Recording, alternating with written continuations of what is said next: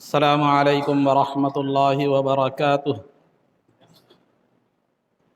الحمد للہ رب العالمین والصلاة والسلام علی سید الانبیاء والمرسلین وعلی آلہ واصحابہ اجمعین ومن تبعہم بإحسان الی یوم الدین، اما بعد۔ قال اللہ تبارک وتعالی فی القرآن المجید والفرقان الحمید، اعوذ باللہ من الشیطان الرجیم، بسم اللہ الرحمن الرحیم، انک میت وانہم میتون، صدق اللہ العظیم۔ قال اللہ تبارک وتعالی فی شأن حبیبہ صلی اللہ علیہ وسلم،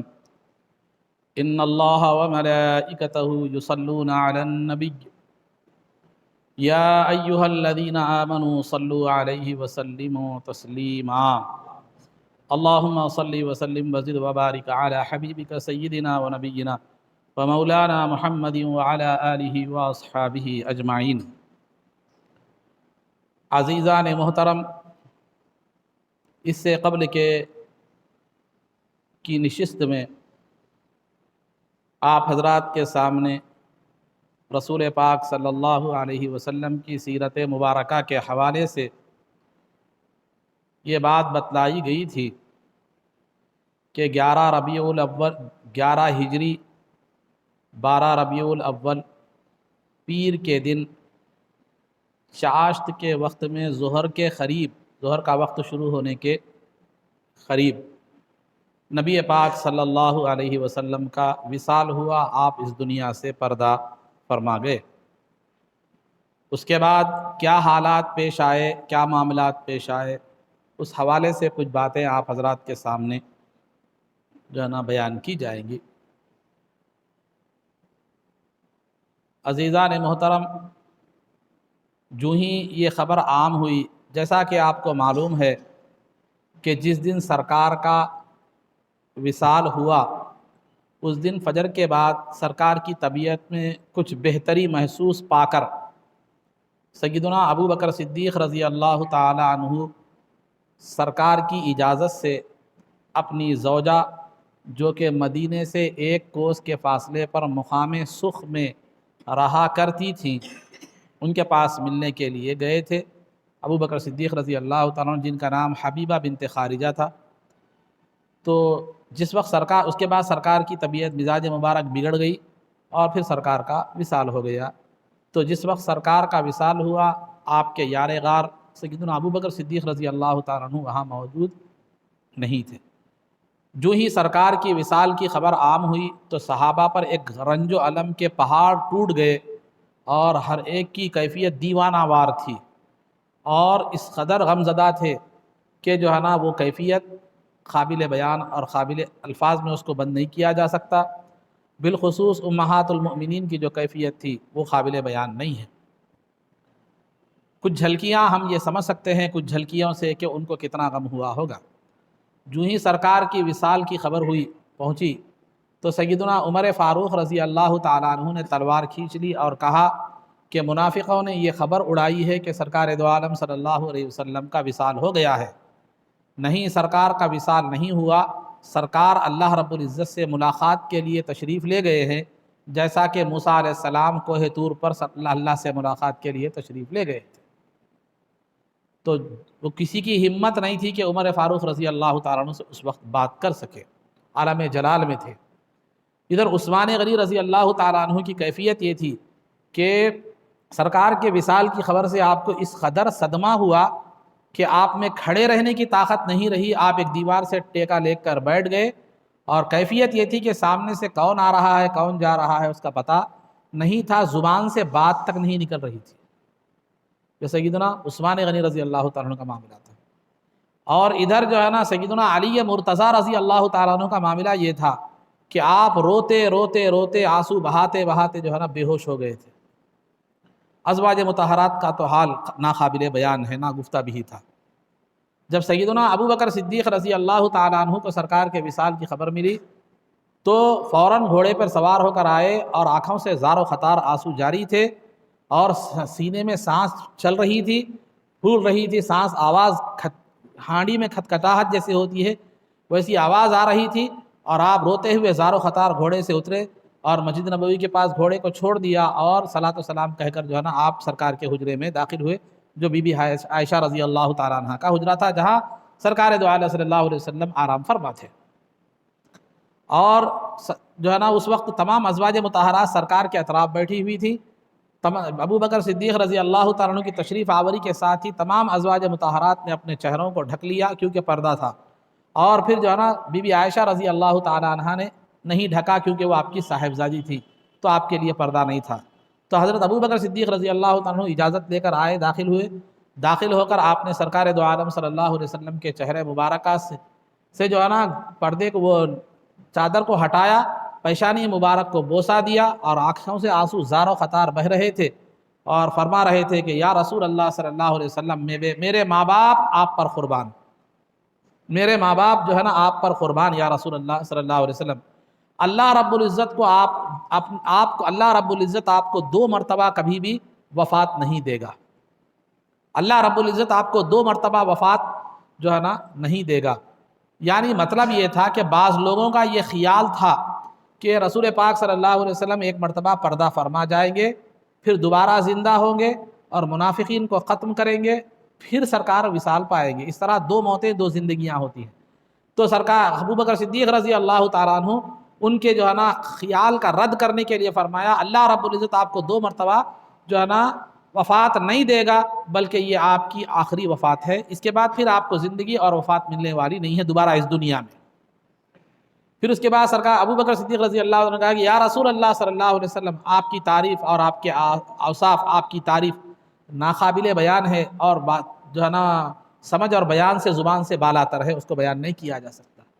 یا رسول اللہ، آپ ہماری تکلیف کو آپ اس بات کو جانتے ہیں کہ ہم سب آپ کے جو ہے نا وصال کے غم میں جو ہے نا شریک ہیں، سب غم زدہ ہیں۔ یا رسول اللہ، اللہ رب العزت نے آپ کو جو ہے اس دنیا میں رہنے کا اور اس دنیا میں آنے کا اختیار دیا تھا، تو آپ نے اس دنیا میں رہنے کو جو ہے نا اختیار فرمایا۔ یہ اشارہ تھا اس خطبے کی طرف جو رسول پاک صلی اللہ علیہ وسلم نے اپنے وصال سے پہلے دیا تھا، اور اس میں آپ نے فرمایا تھا کہ اللہ نے اپنے بندے کو اختیار دیا ہے کہ چاہے تو وہ اس دنیا میں رہے یا میری بارگاہ میں حاضر ہو جائے۔ تو اس بندے نے اللہ کے پاس جو ہے اس کو اختیار فرمایا دنیا کے مقابلے میں۔ تو ابو بکر صدیق رضی اللہ تعالیٰ عنہ اس طرف اشارہ کرتے ہوئے فرما رہے ہیں کہ یا رسول اللہ، اگر آپ نے اس دنیا میں رہنے کو اختیار فرمایا، اگر آپ اس دنیا میں رہنے کو اختیار فرماتے تو ہم آپ کی زندگی کے لیے، آپ کو موت سے دور رکھنے کے لیے ہم اپنی زندگیاں قربان کر دیتے تھے۔ یا رسول اللہ صلی اللہ علیہ وسلم، آپ نے ہمیں رونے سے منع فرمایا ہے، اگر آپ رونے کی اجازت دیتے تو ہم رو رو کر اپنی آنکھوں کے پانی کو سکھا دیتے تھے، مگر یا رسول اللہ صلی اللہ علیہ وسلم 2 باتیں ایسی ہیں جن کا جن پر ہمارا اختیار نہیں ہے۔ ایک تو آپ کی جدائی کا غم مٹانا، یہ ہمارے بس کی بات نہیں ہے، آپ کی جدائی کا غم مٹانا یہ ہمارے بس کی بات نہیں ہے۔ دوسرا، آپ کی جدائی میں دن بدن گھل جانا، یہ ہمارے بس کی بات نہیں ہے۔ آپ کی جدائی کا غم ہم نہیں مٹا سکتے، اور آپ کی جدائی میں گھل جانا، یہ گھل جانے سے رکنا، یہ ہمارے لیے ممکن بات نہیں ہے۔ چنانچہ روایتوں میں یہاں تک بھی آتا ہے کہ ابو بکر صدیق رضی اللہ تعالیٰ عنہ کے وصال کا اہم جو سبب تھا وہ سرکار کی جدائی تھی، کیونکہ سرکار کے وصال کے بعد اب دن بدن آپ جو ہے نا گھلتے چلے گئے آپ کی جدائی میں، اور پھر آخر میں اس دنیا سے پردہ فرما گئے۔ تو عزیزان محترم، تو یہ باتیں آپ فرمائے، اس کے بعد جو ہے نا آپ باہر تشریف لائے، صحابہ کی حالت کو دیکھا، آپ کی کیفیت کو دیکھا، صحابہ مختلف انداز میں رنج و غم میں مبتلا ہے۔ عمر فاروق رضی اللہ تعالیٰ عنہ کا معاملہ تو دیگر گوں ہے، سب سے علیحدہ اور نرالا ہے۔ آپ منبر رسول پر کھڑے ہوئے اللہ کی حمد و ثنا کی اور شہادت دی، اللہ کی وحدانیت اور رسول پاک صلی اللہ علیہ وسلم کی رسالت کی شہادت دی، اور فرمایا کہ دیکھو اے لوگو، اللہ رب العزت جو ہے نا، جو اللہ کی عبادت کرتا ہے، اللہ رب العزت زندہ ہے اور اس کو موت نہیں ہے۔ جو رسول پاک صلی اللہ علیہ وسلم کی عبادت کرتا ہے وہ وصال ہو چکا ہے ان کا، کیونکہ اللہ کا یہ قانون قدرت ہے کہ ہر نبی جو ہے دنیا میں ایک مختصر پیغام، ایک مشن لے کر آتے ہیں، اس کی تکمیل کے بعد اس دنیا سے جو ہے نا چلے جاتے ہیں۔ تو لہذا خود اللہ تعالیٰ نے سرکار کے تعلق سے فرمایا انک میت و انہم میتون، یقیناً آپ بھی اس دنیا سے جانے والے ہیں، دیگر انبیاء بھی اس دنیا سے، دیگر لوگ بھی اس دنیا سے جانے والے ہیں۔ وما محمد الا رسول قد خلت من قبلہ الرسل، محمد صلی اللہ علیہ وسلم اللہ کے رسول ہیں، ان سے پہلے بھی کئی انبیاء آئے اور پیغام پہنچائے، اس دنیا سے چلے گئے۔ کل نفس ذائقۃ الموت، ہر نفس کو موت کا مزہ چکنا ہے۔ وما جعلنا لبشر من قبلک الخلد، اور اللہ رب العزت نے فرمایا کہ ہم نے کسی بھی انسان کو ہمیشہ رہنے کے لیے پیدا نہیں کیا، جو ہے نا قد کل من علیہا فان ویبقى وجہ ربک ذو الجلال والاکرام، زمین پر رہنے والی ہر چیز فنا ہو جائے گی، باقی رہنے والی ذات اللہ کی ہوگی۔ یہ آیتیں جو ہے نا ابو بکر صدیق رضی اللہ تعالیٰ عنہ نے تلاوت فرمائی، جس سے مقصود آپ کو، صحابہ کو یہ یقین دلانا تھا کہ سرکار کا وصال ہو چکا ہے، وصال ہو چکا ہے۔ تو لہذا اور ساتھ ہی ساتھ ابو بکر صدیق رضی اللہ تعالیٰ نے فرمایا کہ دیکھو لوگو، رسول پاک صلی اللہ علیہ وسلم کو اللہ رب العزت نے عمر عطا فرمائی، ایک دراز عمر عطا فرمائی، سرکار تشریف لائے، اللہ کا جو پیغام تھا ہم تک پہنچائے، ہمارے لیے خیر خواہی فرمائی، اور اللہ کے راستے میں جہاد کیا، مصیبتیں برداشت کی، کوششیں کی، جد و جہد کی، یہاں تک کہ دین اسلام غالب ہو گیا۔ پھر فیصلہ خداوندی کے مطابق اس دنیا سے چلے گئے، اور سرکار نے ہمیں ایک واضح اور روشن اور صاف و شفاف راستہ ہم کو ہمارے لیے چھوڑ گئے ہیں۔ جو اس راستے پر چلے گا وہ ہدایت پا جائے گا، جو اس راستے کو چھوڑ دے گا وہ گمراہ ہو جائے گا۔ اور اللہ رب العزت نے سرکار پر جو کلام نازل فرمایا تھا، وہ کلام جو ہے نا ہمارے درمیان سرکار چھوڑ گئے ہیں، وہ جس میں دلوں کے سکون اور شفا کا جو ہے نا سامان ہے، اور اس میں اللہ تعالیٰ کے احکامات موجود ہیں۔ لہذا ہم اللہ اور اس کے رسول کے بتائے ہوئے راستے پر جو ہے نا چلیں گے، اور جو ہے نا دین اسلام سرکار کے وصال کی وجہ سے دین اسلام ختم نہیں ہوا، دین قائم ہے اور قیامت تک ہمیشہ جو ہے نا قائم رہے گا، اور اس دین کو ہم کیا کریں گے؟ باقی رکھیں گے۔ اور جو لوگ دین کی مخالفت کریں گے تو ابھی ہماری تلواریں کھلی ہیں، کوئی بھی دین اسلام کی مخالفت کرتا ہے تو ہم اس سے اسی طرح جہاد کریں گے جس طرح رسول پاک صلی اللہ علیہ وسلم کے ساتھ جہاد کیا کرتے تھے۔ یہ خطبہ رسول پاک یہ عمر ابو بکر صدیق رضی اللہ تعالیٰ عنہ نے دیا، اگرچہ کہ یہ باتیں اس سے قبل بھی کہی جا چکی تھیں، قرآن کی آیتیں وغیرہ سب صحابہ جانتے تھے، لیکن غم کے سرکار کے غم کی کیفیت نے انہیں سب کچھ بھلا دیا تھا۔ اور صحابہ کا بیان ہے کہ ابو بکر جب یہ آیتیں پڑھ رہے تھے تو ہمیں ایسے معلوم ہو رہا تھا کہ ہم پہلی مرتبہ ان آیتوں کو سن رہے ہیں، اور جو ابو بکر کا صدیق رضی اللہ تعالیٰ عنہ کا خطبہ سنتے جاتے، وہ غم کی بے خودی کی جو کیفیت تھی وہ ختم ہوتی چلی جاتی تھی، غم ختم نہیں ہوتا تھا، وہ جو بے خودی کی والہانہ جو کیفیت تھی وہ ختم ہوتی چلی جاتی تھی، اور ہماری طبیعت حقیقت کو تسلیم کرنے کی طرف، یعنی سرکار کا وصال ہو گیا اس بات کو تسلیم کرنے کی طرف آمدہ ہوتی چلی جاتی تھی۔ ابھی ابو بکر صدیق رضی اللہ تعالیٰ عنہ یہ ابھی خطبہ دے کر ابھی فارغ ہوئے ہی تھے کہ آپ کو خبر ملی کہ سقیفہ بنی ساعدہ کے مقام پر، ایک مقام ہے وہاں پر، سقیفہ بنی ساعدہ کے مقام پر مہاجرین اور انصار کے کچھ لوگ جمع ہیں، کچھ لوگ، یہ ذرا غور سے سماعت فرمائیے، یہ کچھ لوگ جو ہے نا جمع ہیں، اور وہاں رسول پاک صلی اللہ علیہ وسلم کو کے بعد کس کو خلیفہ بنایا جائے اس بارے میں اختلاف رائے پایا جاتا ہے۔ تو وہاں جو صحابہ سقیفہ بنی ساعدہ میں جو صحابہ جمع ہوئے تھے،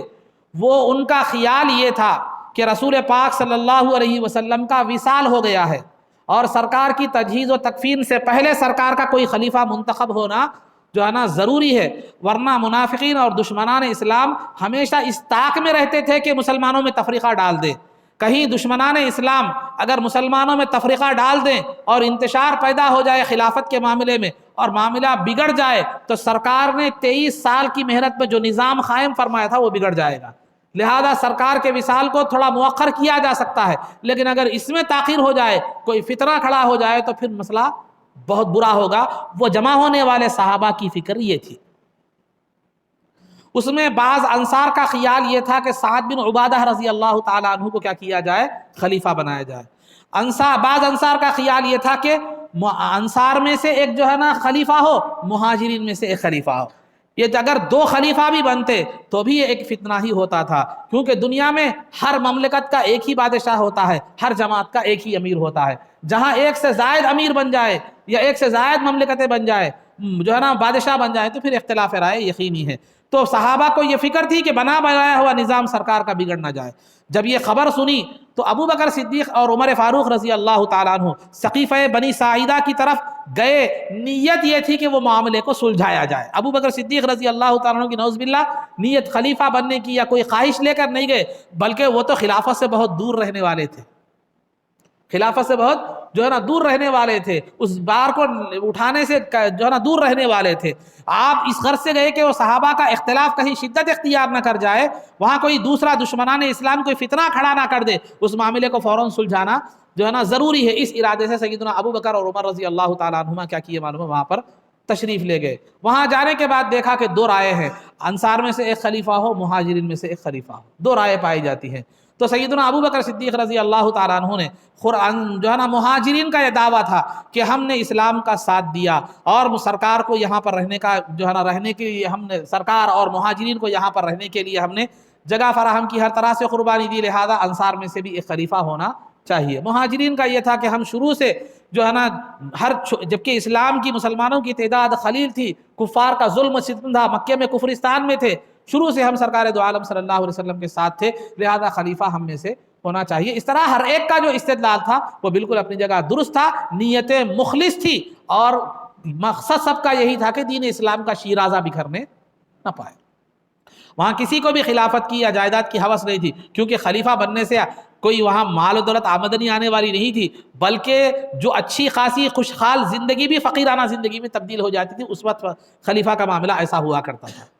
تو لہذا سیدنا ابو بکر صدیق رضی اللہ تعالیٰ تشریف لے گئے۔ جانے کے بعد آپ نے فرمایا کہ الائمۃ من قریش، سرکار کا ارشاد ہے کہ جو بھی خلیفہ ہوں گے وہ قریش میں سے ہوں گے۔ جب یہ ارشاد سنانا تھا تو انصار کیا ہو گئے، قریش کے حق میں جو ہے نا دستبردار ہو گئے۔ اب رہا سوال یہ تھا، قریش کون تھے؟ وہ مہاجرین تھے۔ اب مہاجرین میں سے کس کو خلیفہ بنایا جائے، یہ وہ تھا۔ تو عمر فاروق رضی اللہ تعالیٰ عنہ نے آگے بڑھ کر ابو بکر صدیق رضی اللہ تعالیٰ عنہ کی خلافت کی بیعت کر لی، اور پھر اس کے بعد تمام لوگ بے اتفاق جو ہے نا سیدنا ابو بکر صدیق رضی اللہ تعالیٰ عنہ کو اپنا خلیفہ انہوں نے تسلیم کیا۔ ابو بکر صدیق رضی اللہ تعالیٰ عنہ بارہا انکار کرتے رہے کہ میرا یہاں آنے کا مقصد خلافت نہیں تھا، اس اختلاف کو سلجھانا تھا، لیکن کسی نے نہیں سنی، سب کے سب کیا کر لیے، آپ کے ہاتھ پر اتفاق کر لیے، کیونکہ آپ سے زیادہ موضوع شخصیت ان کے سامنے کوئی نہیں تھی، کیونکہ رسول پاک صلی اللہ علیہ وسلم نے اپنی بیماری کے آخری ایام میں اپنی امامت کے مصلی پر سیدنا ابو بکر صدیق رضی اللہ تعالیٰ عنہ کے جو ہے نا کو قائم فرمایا تھا کہ 17 نمازیں ابو بکر صدیق رضی اللہ تعالیٰ عنہ نے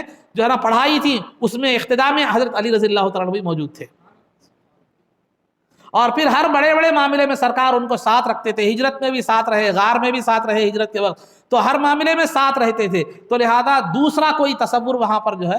نہیں تھا ابو بکر صدیق رضی اللہ تعالیٰ عنہ کے علاوہ مہاجرین میں سے، تو سب نے مہاجرین میں سے ایک۔ تو یہ ایک چھوٹی سی جماعت تھی، یہاں پر یہ ایک خاص بیعت ہوئی، یہ خاص بیعت ہوئی۔ کب ہوئی بیعت؟ یہ پیر کے دن شام میں ہوئی بیعت، یعنی منگل کی شب، پیر کے دن گزر، سرکار کا وصال پیر کے دن صبح میں ظہر کے وقت میں ہوا، یعنی زوال کے وقت، ظہر کا وقت شروع ہونے کے وقت ہوا، پھر یہ خلیفہ بنی ساعدہ کا جھگڑا سلجھ کر، یہ اختلاف سلجھ کر جو ہے نا مغرب شام میں جو ہے نا یہ کیا ہو گیا، پیر کے دن شام میں بیعت خاصہ ہوئی، یعنی خاص بیعت ہوئی کہ چند لوگوں نے حضرت ابو بکر صدیق رضی اللہ تعالیٰ عنہ کے ہاتھ پر بیعت کی۔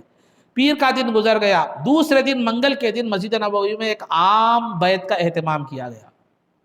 تو سب لوگوں نے بالاتفاق سیدنا ابو بکر صدیق رضی اللہ تعالیٰ عنہ کے ہاتھ پر بیعت کی۔ اس وقت سیدنا علی مرتضیٰ اور سیدنا زبیر رضی اللہ تعالیٰ عنہ موجود نہیں تھے،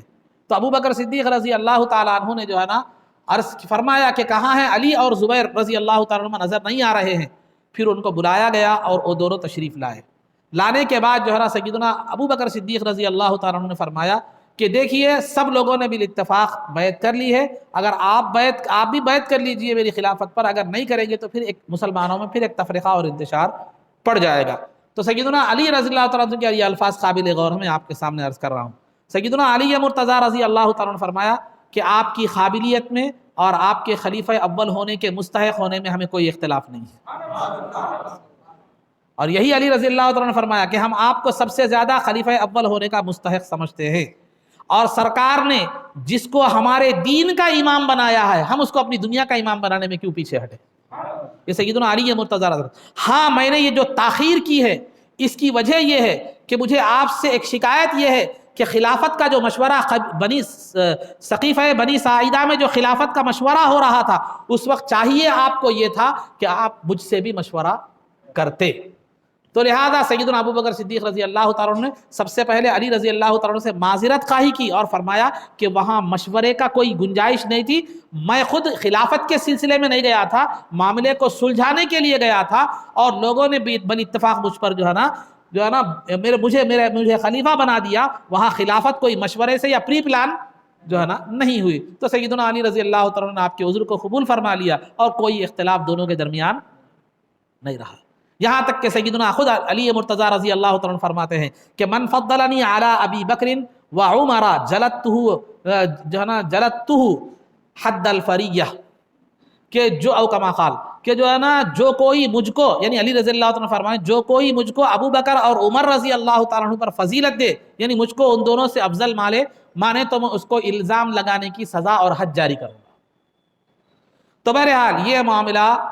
ختم ہو گیا۔ بخاری کی ایک روایت میں یہ ہے کہ علی رضی اللہ تعالیٰ عنہ نے 6 مہینے کے بعد بی بی فاطمہ رضی اللہ تعالیٰ عنہ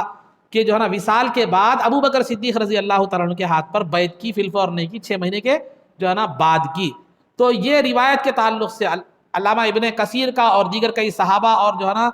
محدثین کا اس بات پر اتفاق ہے کہ پہلے علی رضی اللہ تعالیٰ عنہ بیعت کر چکے تھے شروع ہی میں، جیسا کہ ابھی آپ کو بتلایا گیا، بعد میں 6 مہینے کے بعد جو ہے نا پھر جو ہے نا علی رضی اللہ تعالیٰ عنہ نے تجدید بیعت کی، یعنی دوبارہ پھر بیعت کی۔ تو 6 مہینے کے بعد جو بیعت تھی وہ دوبارہ بیعت تھی، پہلی بیعت تو پہلے ہو چکی تھی۔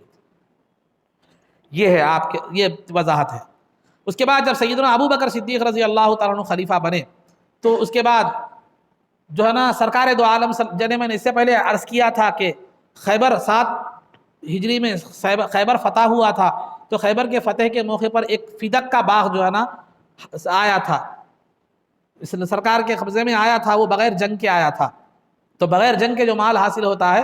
وہ اللہ کے رسول کے لیے ہوتا ہے اور مسلمان غریبوں اور مسکینوں اور یتیموں کے لیے ہوتا ہے۔ اس کا حکم میں آپ کو اس سے پہلے بھی اس سے قبل بتلا چکا ہوں، اس سے قبل کی نشست میں۔ تو بہرحال وہ فدق کا جو باغ تھا ایک کوئی معمولی باغ تھا، کوئی زیادہ اس سے آمدنی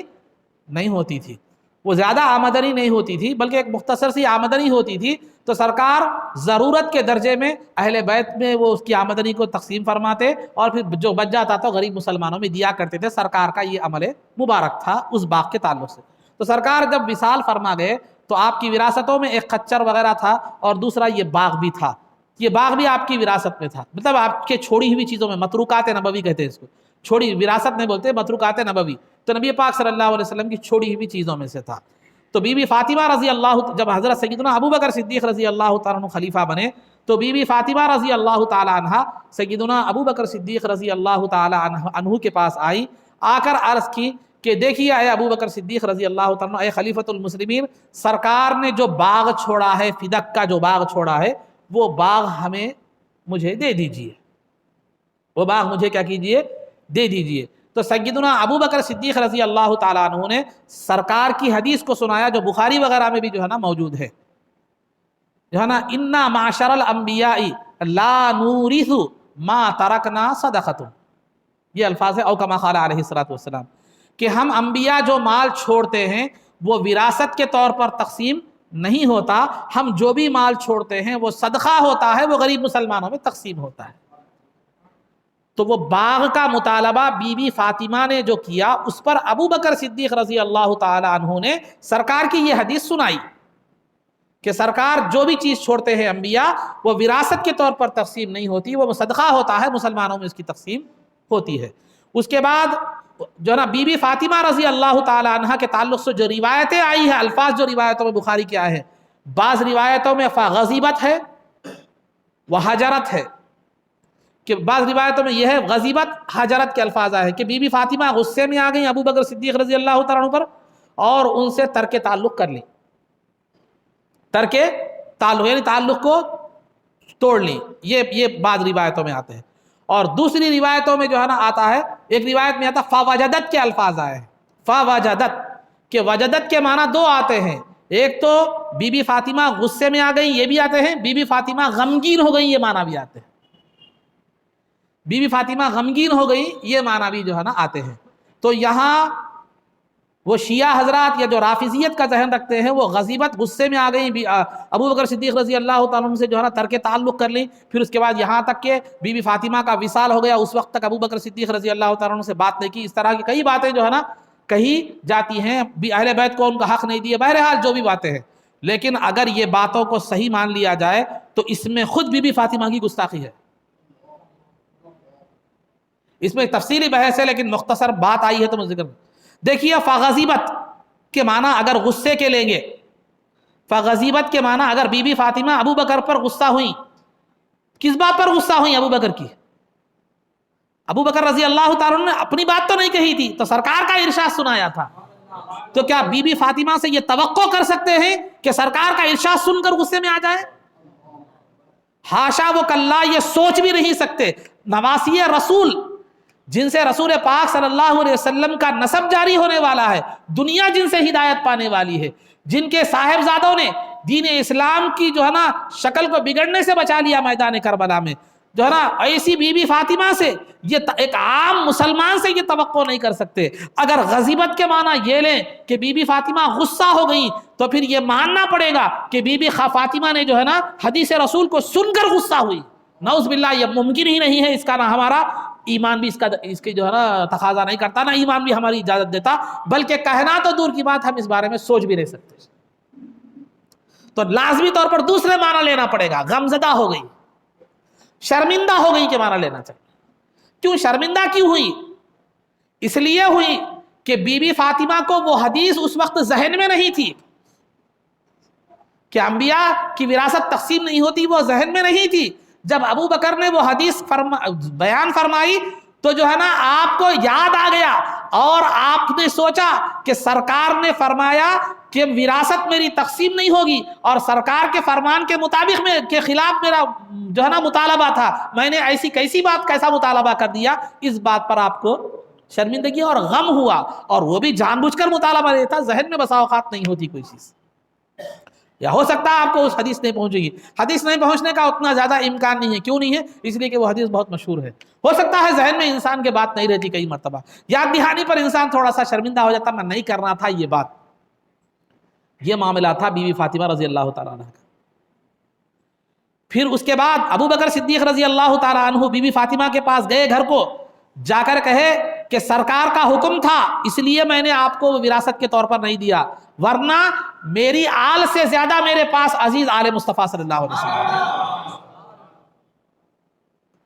میری آل سے زیادہ عزیز میرے نزدیک آل مصطفیٰ صلی اللہ علیہ وسلم، یہ سرکار کا ہی حکم تھا، مجھے کیا کرنا پڑا؟ وہ فیصلہ کرنا۔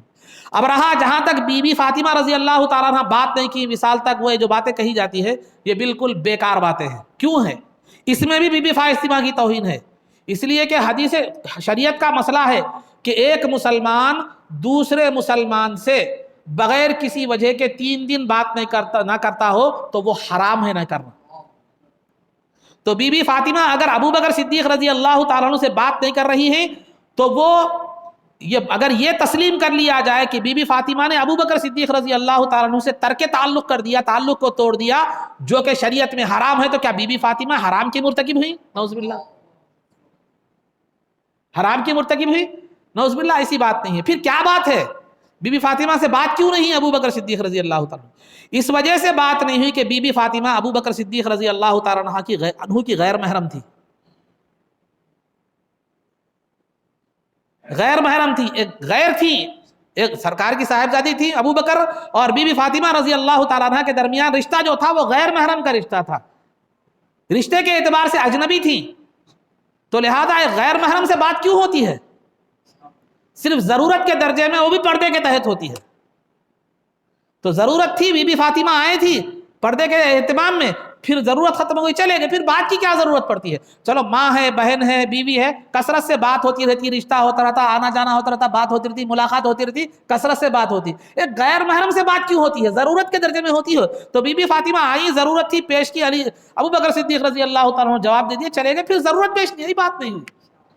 پھر اس کے بعد جانے کے بعد آپ بیمار ہو گئی، جیسے سرکار نے فرمایا تھا، میں اس سے قبل میں نے عرض کیا ہے کہ میرے بعد سب سے پہلے اہل بیت میں سے تم میرے پاس آؤ گی، تو لہٰذا 6 مہینے میں سرکار کے وصال کے بعد 6 مہینے میں ربیع الاول سے رمضان میں انتقال ہو گیا، تو 6 مہینے میں کیا کتنی بات ہوتی ہے غیر محرم سے، نہ ان سے کوئی معاملہ داری ہے، نہ ان سے کوئی تجارت ہے، نہ ان سے کوئی دیگر ضروریات وابستہ ہے. چلو بھائی ضروریات وابستہ ہے، کام پڑتا بولے تو بار بار بات ہوتی،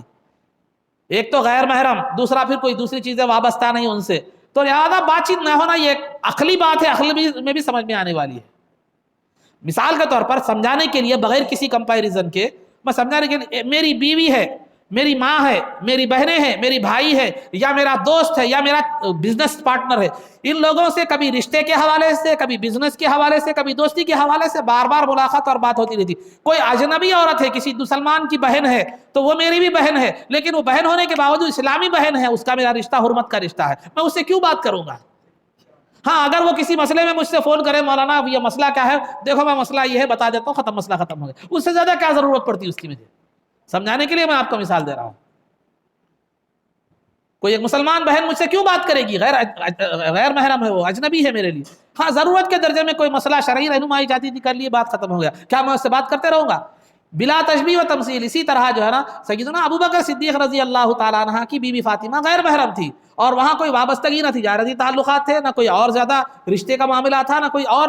رشتہ داری تھی، نہ کوئی ایسا تھا. ہاں نواسے جو ہے نا بنت رسول تھی، احترام سر آنکھوں پر تھا، اور بہت اپنی بیٹی سے زیادہ عزیز تھی، لیکن رشتہ تو حرمت کا رہی تھا. تو اس وجہ سے ظاہر سی عقلی بات، کامن سینس کی بات یہ ہے کہ ملاقات نہ ہونا، بات چیت نہ ہونا، یہ اس بنیاد پر تھا کہ ضرورت نہیں پڑی. اس کے بعد سیدہ اب زیادہ ماحیات بھی نہیں رہی، 6 مہینے میں بیمار ہو گئی، پھر 6 مہینے میں وصال ہو گئی. اس کو یہ رنگ دینا کہ بی بی فاطمہ جو ہے نا ابو بکر صدیق رضی اللہ تعالیٰ عنہ سے ناراض ہو کر کیا کی، بات کو چھوڑ دی، بات کو ترک کر دی، اس میں نعرہ تکبیر لگ رہا، واہ واہ ہو رہی، یہ کیا بات ہے؟ تو لہذا بی بی فاطمہ کی طرف غصے کی نسبت کرنا اور تعلق کو توڑنے کی نسبت کرنا، یہ صریح گستاخی ہے بی بی فاطمہ کی.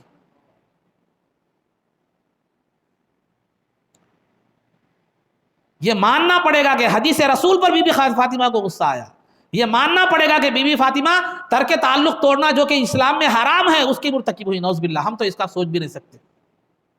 تو آپ کو کیا عقیدہ رکھنا ہے؟ عقیدہ یہی رکھنا ہے کہ بی بی فاطمہ غصہ نہیں ہوئی، بلکہ جب ذہن میں آیا کہ سرکار کی وراثت تقسیم نہیں ہوتی، یاد دلایا سیدنا ابو بکر صدیق رضی اللہ تعالیٰ عنہ، تو آپ کو اپنے مطالبے پر تھوڑا سا افسوس یا ندامت ہوئی، ذہن میں نہیں تھی بات. اور دوسرا آپ نے ترک تعلق نہیں کیا، ضرورت نہیں پڑی اس لیے نہیں کی، پھر بعد میں حیات بھی زیادہ نہیں رہی، موقع بھی نہیں ملا. یہ وجہ ہے. اہل سنت کا عقیدہ یہی ہے، ایمان یہی رکھنا ہے. اچھی طرح اس بات کو ذہن میں رکھ لے. صحابہ اور اہل بیت کا معاملہ بڑا نازک ہوتا ہے، وہاں تھوڑی سی بھی گستاخی گمراہی کے حد تک پہنچا دیتی ہے. ہمیشہ صحابہ کی بات ہو یا اہل بیت کی بات ہو یا انبیاء کی بات ہو، ہمیشہ اچھا سوچنے کی کوشش کرنا. نہیں معلوم تو عالم ہوتے بھی جاہل بن جانا وہاں بہتر ہے. اپنی علمیت بگاڑنے کے بجائے میرا عقیدہ ہے، میرا ماننا ہے، آپ اتفاق کریں یا نہ کریں. اگر کسی نبی کی بات آ جائے، کسی رسول کی بات آ جائے، اہل بیت کی بات آ جائے، صحابہ کی بات آ جائے، کسی چیز کو کہیں چیز ہمیں سمجھ میں نہیں آ رہی، تو اللہ عالم، میں نہیں جانتا، اللہ بہتر جانتا ہے، یہ بالکل سیف سائڈ ہے. وہاں زبان درازی کر کے جہنم کا میں جو ہے نا داخلے کے بجائے، ایمان کھو دینے کے بجائے، سب میں سیف سائڈ کا ہے، اللہ بہتر جانتا ہے. یا کسی اچھے ماہر عالم دین عاشق رسول کی طرف کیا کر دینا، رجوع کر دینا، ان سے پوچھ لیجیے. یہ سیف سائڈ بتا رہا ہوں میں آپ کو. تو الغرض وہاں چیما گوئی کرنے کے بجائے یہ وہ بول. آج کل ایسے بچے فیس بک واٹس ایپ پہ جو ہے نا صحابہ اور اہل بیت کے بارے میں چیما گوئیاں کر رہے ہیں، بات فتوے دے رہے ہیں کہ جن کو طہارت لینے کا سلیقہ نہیں ہے،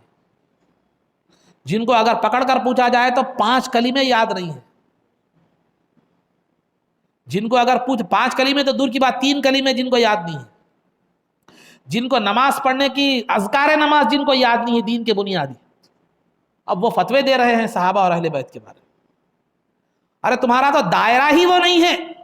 تمہارا تو وہ مقام ہی نہیں ہے. وہاں قدم رکھنا بھی تمہارے لیے زبان اور اعضاء کو احتیاط کے ساتھ بادب انداز میں جانا ہے. زبان بھی کھلی تو ادب کے ساتھ،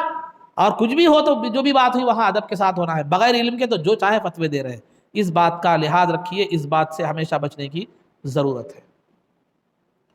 تو بہرحال یہ باغ فدق کا معاملہ جو ایک اس کو غیر طور پر رافضی ذہن رکھنے والوں نے اچھال دیا ہے، یہ ایسا معاملہ نہیں ہے، بلکہ یہ مجھے جو میرے مطالعے میں جو باتیں آئی وہ میں نے، اور اس میں اور کئی باتیں ہیں، احادیث بھی ہیں جس سے یہ بات واضح طور پر روز روشن کی طرح کھل کر آتی ہے کہ علی رضی اللہ تعالیٰ عنہ کو ابو بکر صدیق رضی اللہ تعالیٰ عنہ سے کی خلافت سے کوئی اختلاف نہیں تھا۔ اب رہا جو مشورے کے بارے میں تھوڑا اختلاف تھا، تو مشورہ کرنے کا موقع نہیں تھا، ابو بکر صدیق رضی اللہ تعالیٰ عنہ نے معذرت خواہی کر دی، علی رضی اللہ تعالیٰ عنہ نے اپنا دل صاف رکھ لیا۔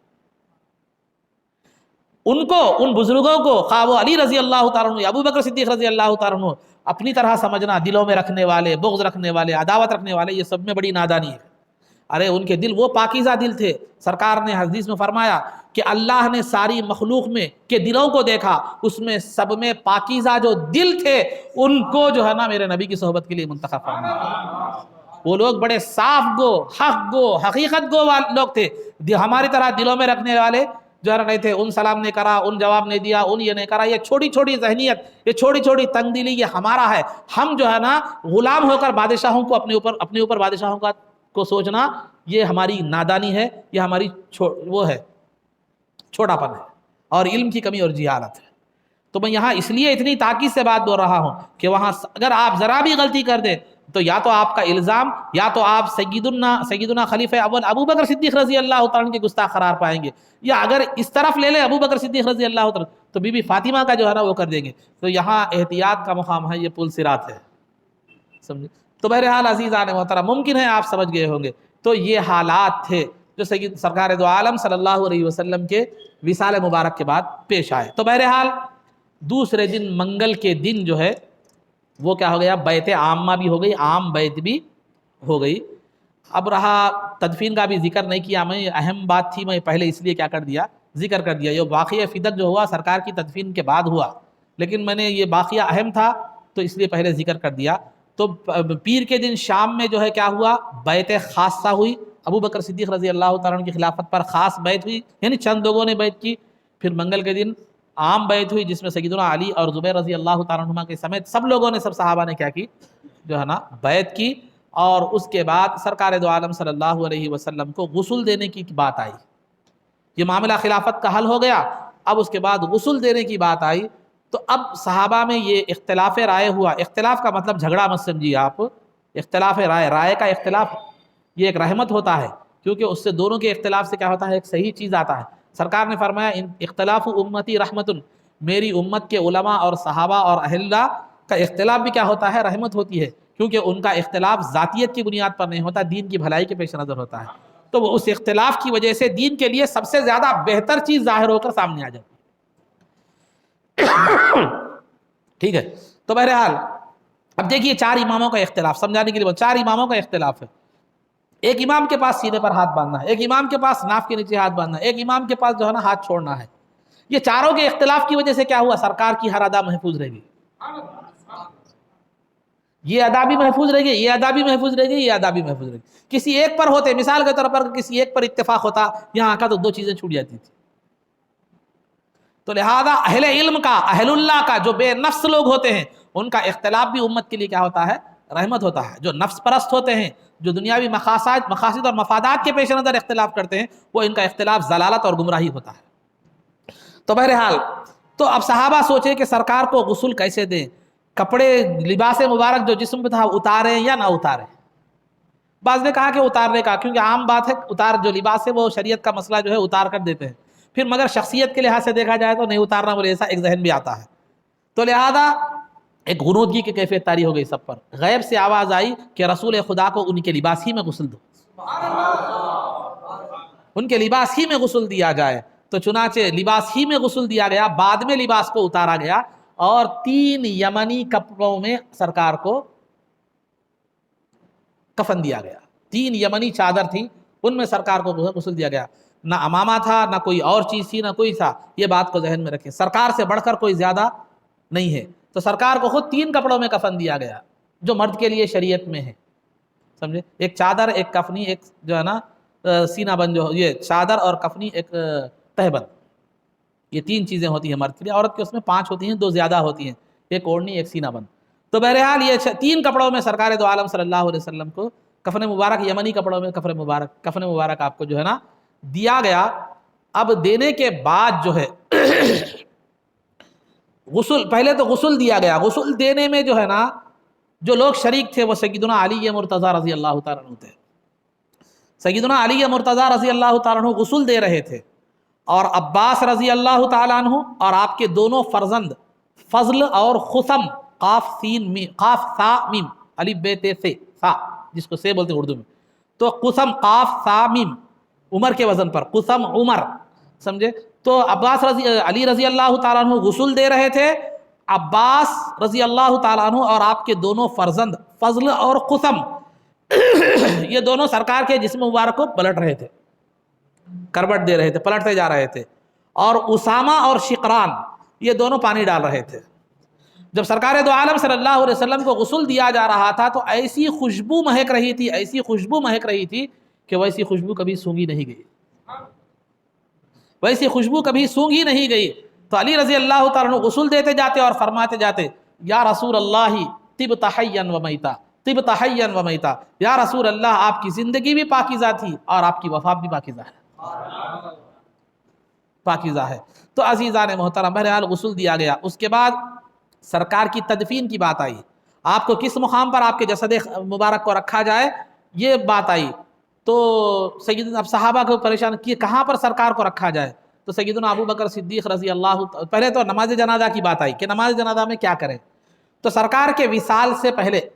سرکار سے پوچھا گیا کہ یا رسول اللہ صلی اللہ علیہ وسلم آپ کے وصال کے بعد آپ کی نماز جنازہ کون پڑھائے؟ ذرا دیکھیے وہ لوگ کتنے حقیقت پسند اور کتنے سادہ لوگ تھے۔ اگر میری زندگی میں کچھ تو اگر کوئی پوچھتا آپ کی نماز جنازہ کون پڑھاؤں گا تو میں پوچھتا ہوں کہ ابھی مرنے کی بد دعا کر رہا میرے کو، ابھی جاؤ ور رہا، ہم لوگ کہے سمجھتے تھے، لیکن وہ حقیقت پسند تھے لوگ، بالکل گھما پھرا کے بات کرنے والے لوگ نہیں تھے، بالکل صاف دل پاکیزہ زبان تھے، کیونکہ ہر دن ایک کو جانا ہی ہے، اور سرکار کو بھی کوئی غصہ نہیں آیا میرے زندگی میں میرے مرنے کی بات کر رہے ہیں۔ یہ ایک وہ لوگ عرب کا ایک مزاج بھی ہے، کئی مزاجوں میں سے وہ لوگ بے تکلف لوگ ہوتے ہیں، گھما پھرا کے دل میں ایک زبان پہ ایک ایسی بات وہ نہیں کرتے۔ تو سرکار سے پوچھا گیا تو جو ہے نا آپ کے بعد آپ کی نماز جنازہ کون پڑھائے، تو سرکار دو عالم صلی اللہ علیہ وسلم نے فرمایا کہ میرے انتقال کے بعد جب مجھے غسل دیا جائے، کفنایا جائے، تو مجھے میرے قبر کے کنارے پر رکھ دیا جائے، اس کے بعد تم لوگ سب باہر چلے جاؤ، پہلے جبرائیل آئیں گے، اس کے بعد میکائیل آئیں گے، اس کے بعد اسرافیل آئیں گے، اس کے بعد عزرائیل آئیں گے، اس کے بعد فرشتے ٹکڑی ٹکڑیوں کی شکل میں آئیں گے اور مجھ پر درود و سلام بھیج کر چلے جائیں گے۔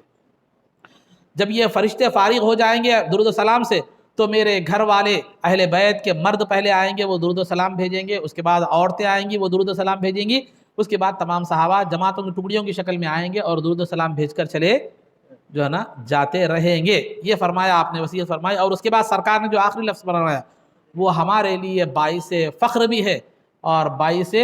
جو ہے نا کیا بتاؤ ناز بھی ہے۔ سرکار نے فرمایا کہ یہ نماز جنازہ کا حکم کے بتانے کے بعد سرکار نے فرمایا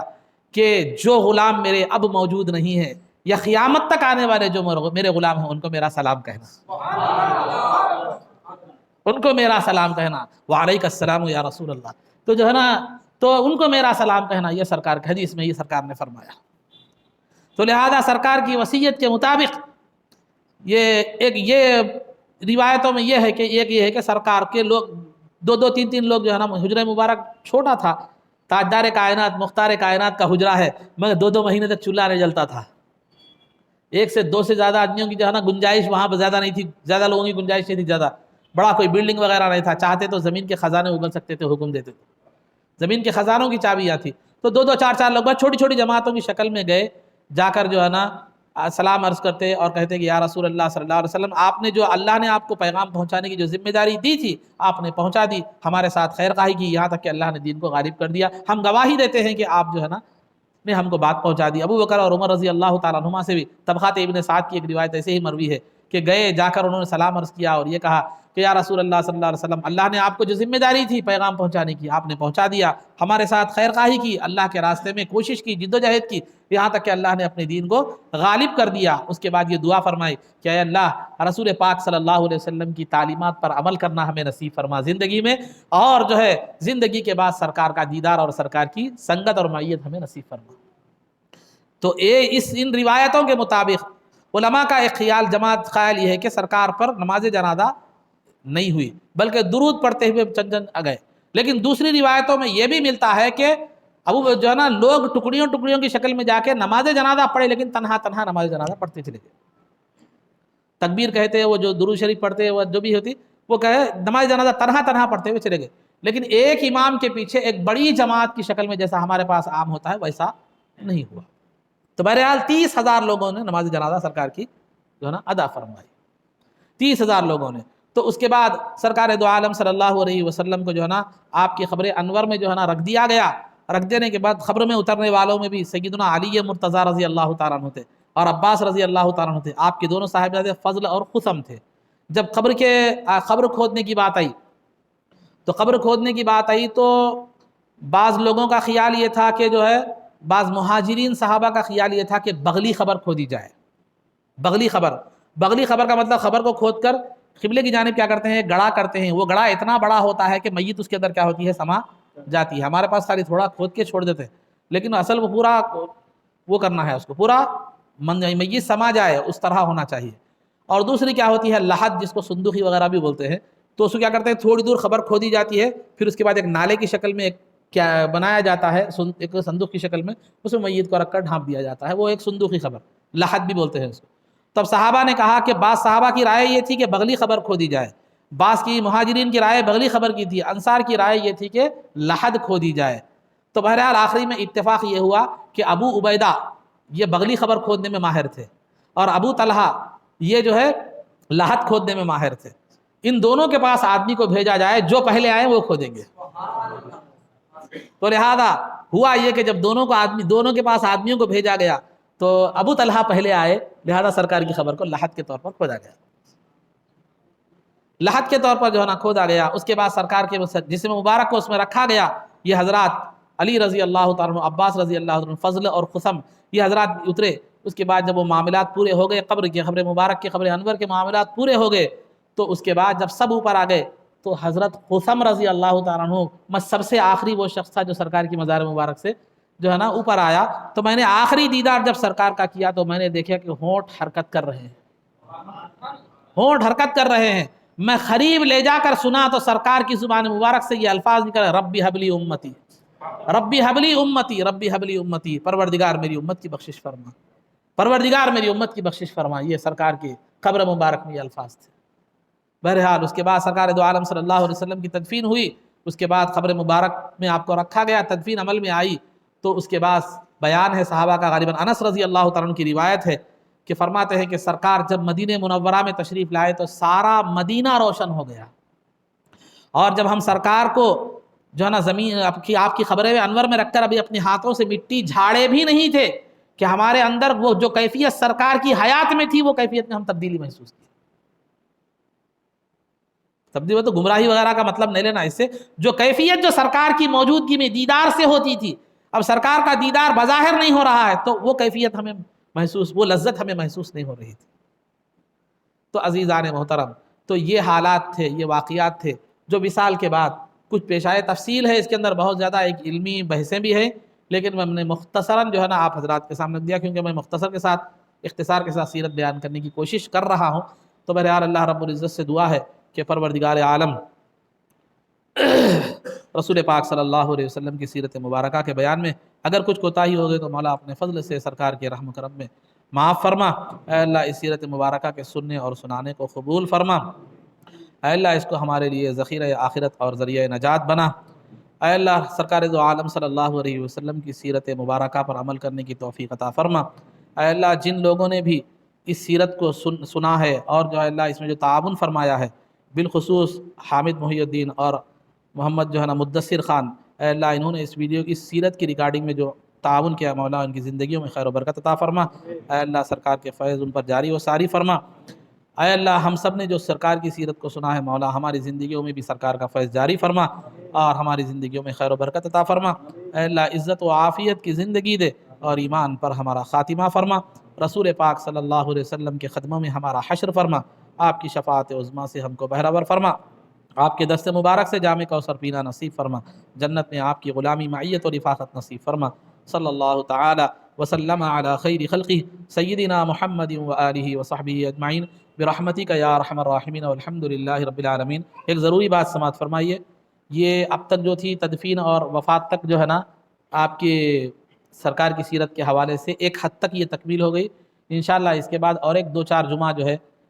سرکار دو عالم صلی اللہ علیہ وسلم کی ازواج مطہرات کا جو حال تھا، پھر سرکار دو عالم صلی اللہ علیہ وسلم کا حلیہ